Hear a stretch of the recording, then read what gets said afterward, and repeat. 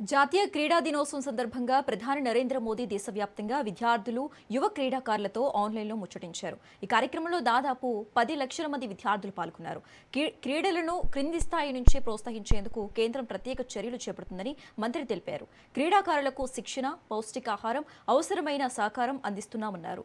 2030 Commonwealth games కు భారత్ ఆతిథ్యం ఇవ్వనుందని, 2036 Olympics ను భారత్లో నిర్వహించేలా ప్రయత్నాలు కొనసాగుతున్నాయని తెలిపారు.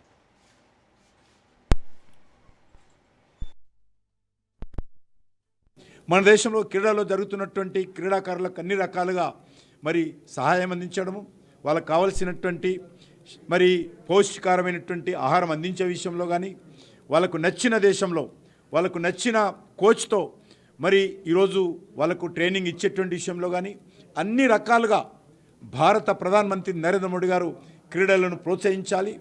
మన దేశంలో ఉన్నటువంటి జనాభా ప్రాతిపదికన యూత్ పాపులేషన్లో, విద్యార్థి పాపులేషన్లో మనం కూడా అత్యధికమైనటువంటి మెడల్స్ సంపాదించాలనేదే ప్రధానమంత్రి గారి లక్ష్యము. అందుకే అనేక రకాల కార్యక్రమాలు తీసుకుంటున్నాం. 2030 కామన్వెల్త్ గేమ్స్కు భారతదేశం ఆతిథ్యం ఇవ్వబోతూ ఉంది. 2036లో జరిగే ఒలింపిక్స్ కూడా మన దేశంలో జరిగే విధంగా మనం ప్రయత్నాలు చేస్తూ ఉన్నాము. అనేక దేశాలతో మాట్లాడుతూ ఉన్నాము. 2030 మన దేశంలో కూడా ఒలింపిక్స్ జరగాలి. అప్పటి లోపల మనం అన్ని రకాలుగా ప్రపంచ దేశాలతోటి సై అంటే సై విధాని విధంగా పోటీ క్రీడా రంగంలో ముందుకు రావాలనేదే మన ప్రయత్నము.